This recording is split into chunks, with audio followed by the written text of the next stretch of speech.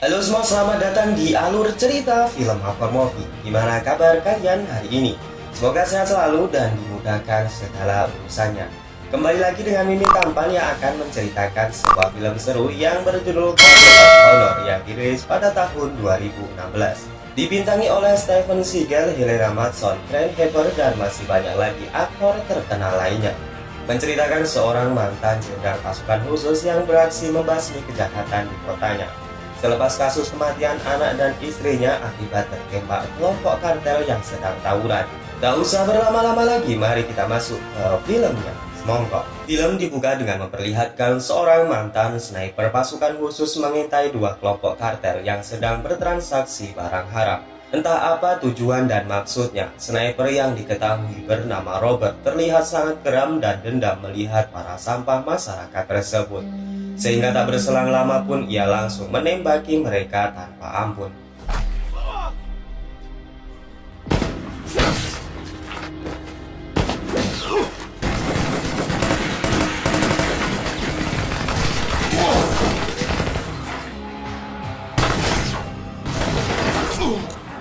Merasa tak mampu melawan Robert, sebagian dari mereka berencana akan kabur menggunakan mobilnya.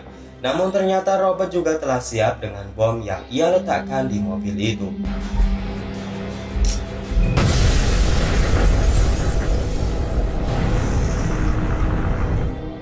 Dari sekian banyak kartel yang sudah ia habisi, menyisakan satu orang saja yang sudah tak berdaya setelah tertembak tangannya.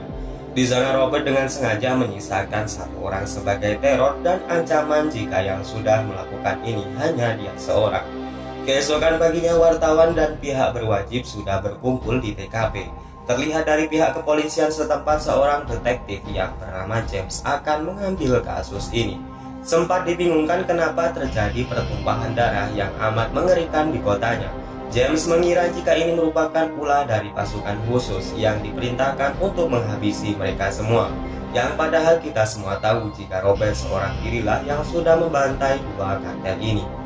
Tak lama setelahnya James mencurigai seorang pria yang terlihat menyelidiki tempat ini. Namun ternyata pria tersebut mengaku dirinya adalah agen federal yang bernama Potter. Di sana Potter mengatakan kepada James jika ia mengetahui orang di balik penyerangan ini. Di lain sisi, seorang kartel yang dibiarkan hidup oleh Robert kembali menghadap bosnya. Di sana ia dipaksa mengatakan apa yang telah terjadi. Dengan ketakutan pria itu mengatakan jika penyerangan tersebut dilakukan oleh satu orang saja. Akan tetapi bosnya tidak percaya karena anak buahnya terkenal kejam dan tidak semudah itu untuk dikalahkan. Lalu pimpinan mereka yang bernama Romano menyuruh wakilnya segera menemukan orang yang telah menghabisi anggota mereka.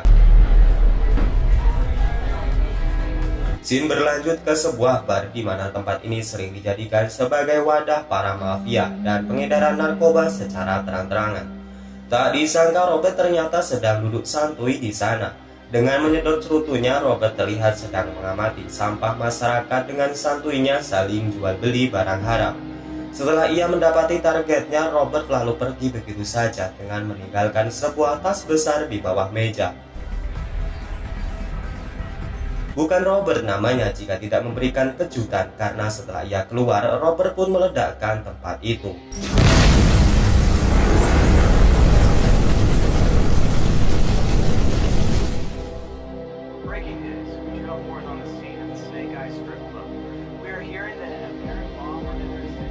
Detektif James dan asistennya kembali mendatangi bar yang sekarang sudah menjadi puing-puing gosong. Di sana James nampak bingung dengan tujuan dan maksud si pelaku karena kasus ini tidak jauh-jauh dengan kasus pembantaian sebelumnya. Selain itu ia dibingungkan dengan selamatnya dua gadis penari yang padahal mereka berada di dalam bar. James yakin jika orang ini bukanlah orang sembarangan karena ia mampu membuat bom yang hanya menargetkan orang-orang yang sudah ia sensor. Tak lama setelahnya seorang wanita cantik bernama Carrie berusaha masuk ke dalam bar. Karena ternyata Carrie merupakan penari di bar tersebut dan dua wanita tadi merupakan teman kerjanya. Di lain sisi, wakil ketua gangster yang bernama Carlos terlihat berada di sana untuk mencari informasi yang dapat ia gali. Kebetulan juga Potter yang berada di sana melihat orang yang ia kenal, yaitu si Robert, dan ia pun langsung mengejarnya. Potter lalu menjelaskan kepada James dan kapten polisi bahwa orang yang ia maksud adalah Kolonel Robert Six, di mana ia diketahui jika Robert dulu adalah atasannya sewaktu bertugas menjadi marinir di Afghanistan. Robert memiliki catatan bersih dan sempurna sebagai kapten pasukan elit terlatih. Ia memiliki kemampuan bertarung hebat baik menggunakan tangan kosong maupun dengan senjata. Memiliki kemampuan menguasai seluruh medan pertempuran, ahli bom dan bahan-bahan peledak. Selain itu, Kolonel Robert juga memiliki kemampuan berbaur dan licin dalam menjadi mata-mata, sehingga kartel narkoboy dan senjata ilegal sudah makanan sehari-hari baginya. Potter hanya bisa menduga jika misi kali ini bukanlah misi negara, melainkan misi balas dendam untuk membasmi para sampah masyarakat di kotanya. Dugaan ini diperkuat karena diketahui jika anak dan istri Robert telah meninggal akibat tertembak geng mafia, sehingga Robert akan menghabisi seluruh geng mafia di kota ini. Kapten polisi mengatakan jika hal ini memang benar, jelas saja Robert bersalah karena ia main hakim sendiri dan ia akan ditetapkan sebagai seorang penjahat. Potter mengatakan jika menangkap Robert bukanlah skill mereka, karena berapapun banyak polisi yang mengejarnya maka mereka semua akan tewas. Sehingga dalam kasus ini Potter dengan terpaksa akan ikut adil membantu kepolisian untuk menangkap Robert. Keesokan paginya, dua orang polwan berhasil meringkus dua orang mafia yang sedang bertransaksi narkoboy. Di sana mereka akan membawa dua mafia tersebut ke kantor polisi. Akan tetapi siapa sangka Robert dari kejauhan telah siap dengan snipernya dan menembak dua mafia itu.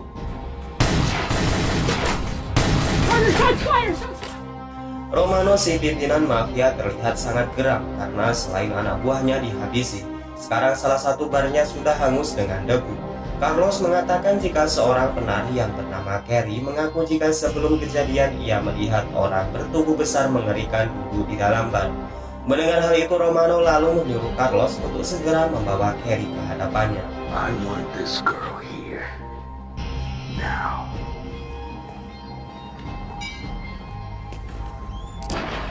Potter yang masih penasaran mendatangi bar yang sekarang tinggallah puing-puingnya. Di sana ia mencari sesuatu yang bisa dijadikan petunjuk. Potter lalu menemukan sebuah komputer dan mengambil hard disk di dalamnya, berharap jika di dalamnya terdapat rekaman CCTV sebelum bar itu meledak. Namun di saat ia keluar, dua anak buah Romano sudah menghadangnya. Dengan skill yang dimilikinya, Potter tentunya dengan mudah membunuh mereka. Selain itu, Potter juga sempat diserang oleh Carlos sebelum ia kemudian melarikan diri.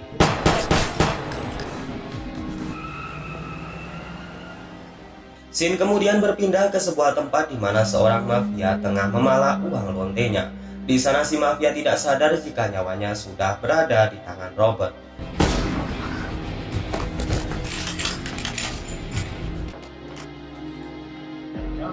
Detektif James dan rekannya kemudian mendatangi dua mayat korban keganasan Potter. Mereka bingung dengan semua kejadian ini sehingga semakin menyulitkan penyelidikan.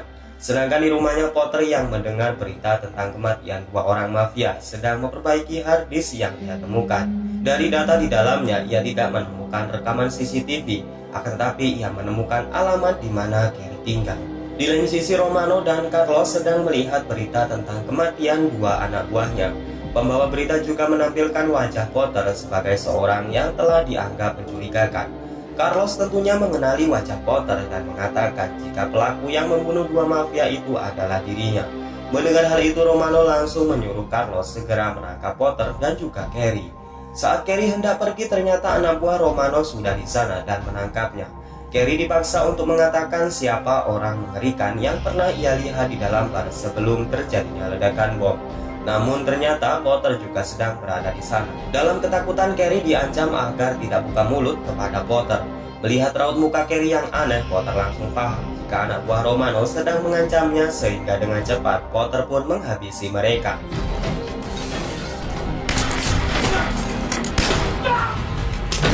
Carrie yang hendak dibawa ke tempat aman dihadang kembali oleh beberapa mafia, sehingga baku tembak pun kembali terjadi.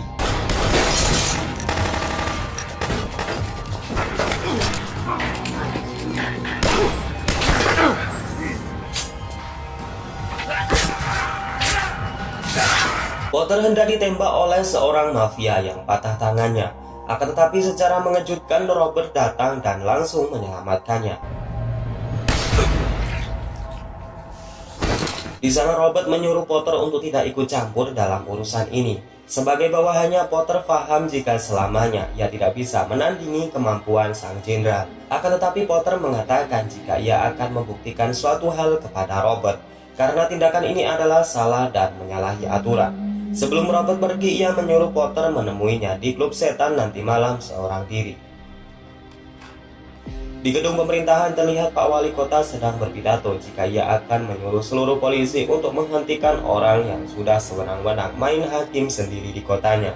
Dan di sini kita diberitahu jika Pak Wali Kota sudah berselingkuh dengan lontenya.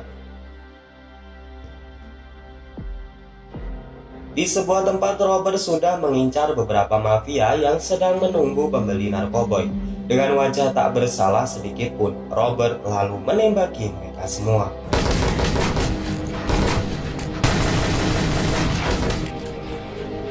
Potter sendiri kedatangan tamu yang ternyata ia adalah Carrie bersama dengan anak laki-lakinya. Di sana Carrie meminta izin untuk tinggal di apartemennya mengingat ia tidak aman karena para mafia berusaha menangkapnya. Potter mempersilahkan Carrie tinggal di sini sedangkan ia tengah bersiap untuk menemui Robert di klub Taman Setan. Ternyata Potter kembali ke kantor polisi dan mengatakan jika ia akan bertemu dengan Robert di klub setan.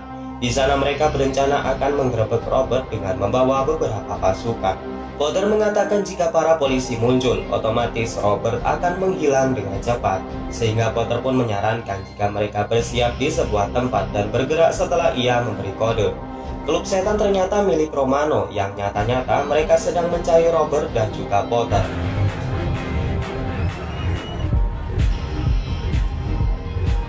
Setelah ia duduk di meja yang sama dengan Robert, Potter mengatakan kepada mantan jenderalnya untuk berhenti main hakim sendiri. Namun Robert mengatakan jika ia hanya melakukan apa yang seharusnya dilakukan oleh seorang marinir. Selain membasmi kejahatan di luar negara, mereka juga berkewajiban membasmi kejahatan di negaranya sendiri. Adu mulut tersebut diakhiri dengan Potter yang menyuruh para polisi segera bergerak. Detective, get in here and let's take this son of a bitch down. You're not gonna shoot me. I hope you don't think I've gone that soft. Namun ternyata Robert selangkah lebih maju karena ia tahu jika Potter membawa polisi. Maka ia telah memasang bom di tempat duduk Potter. Di sana Robert mengatakan jika Potter mengangkat sedikit saja bokongnya, maka dapat dipastikan bom akan meledak dan membunuh seluruh pengunjung di klub ini. Karena tak ingin orang tak bersalah menjadi korban selanjutnya, Potter pun membiarkan Robert untuk pergi. Carlos yang mengetahui Robert tengah di klubnya langsung menyuruh anggotanya segera menyerbu. Sehingga dengan membagongkan, Potter harus melawan para mafia tersebut tanpa sedikit pun mengangkat bokongnya.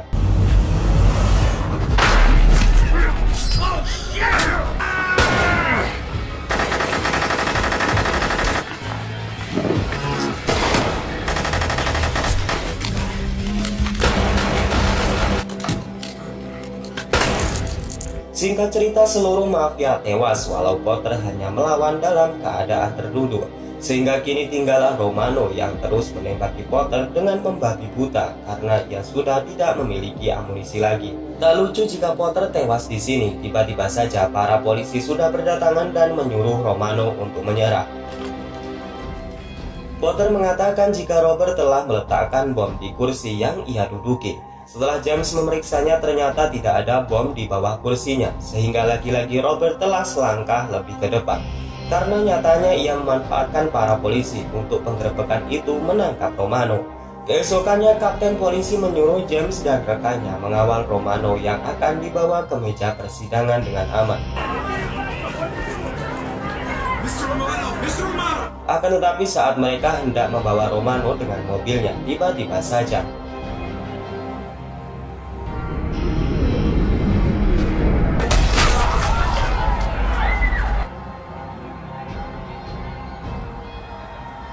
dengan jarak puluhan kilometer, Robert berhasil menembak tepat di kepala Romano, di mana sekali lagi ia tidak akan membiarkan sampah masyarakat atau bisa dikatakan bos sampah masyarakat bisa hidup walau di penjara sekalipun. Pak Wali Kota kembali berpidato yang disiarkan TV nasional secara langsung. Di sana ia mengatakan jika orang yang main hakim sendiri ini bisa dikatakan ancaman negara atau bisa disebut dengan teroris, sehingga hal ini membuat Robert geram dengan mulut besar Pak Wali Kota. Untuk target selanjutnya yang akan ia habisi adalah Pak Wali Kota itu sendiri. Selain Robert yang tengah bersiap dengan senjatanya, Potter juga telah bersiap untuk menghentikan langkah mantan komandannya. Karena secara tidak langsung ia tahu jika pidato Pak Wali Kota tadi jelas saja memancing amarah komandannya.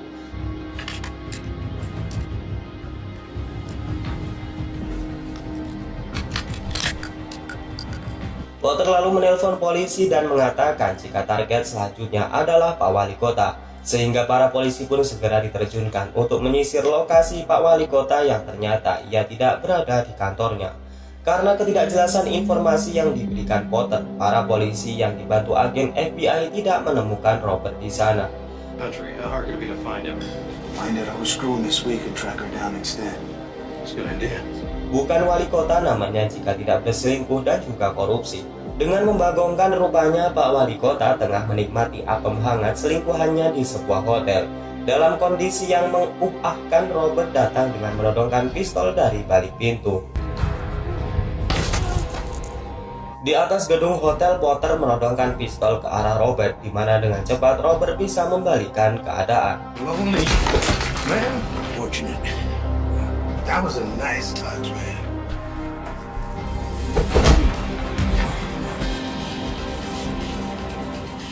Para polisi yang telah mengetahui di mana Robert berada langsung dikerahkan menuju ke sana. Take it. Robert yang mengetahuinya langsung melarikan diri dan pergi ke sebuah gudang yang ternyata ia sedang memasang sebuah bom. Dari kejauhan, polisi yang berada di helikopter sudah berhasil mengunci keberadaan Robert dan akan segera menembakinya. Namun sebelum itu, Robert lebih dulu meledakkan bom yang sudah ia aktifkan.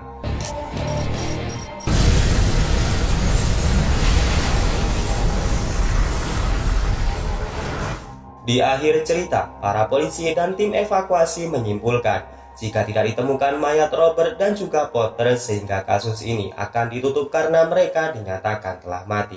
Namun di lain sisi, anak laki-laki Carey mengatakan jika ia diberikan sarung baseball oleh teman Carey, sehingga dari sini kita tahu jika Robert dan Potter tidaklah tewas dalam ledakan, melainkan rencana pura-pura mati sehingga mereka tidak akan dicari lagi. Dan kemudian film ini pun selesai.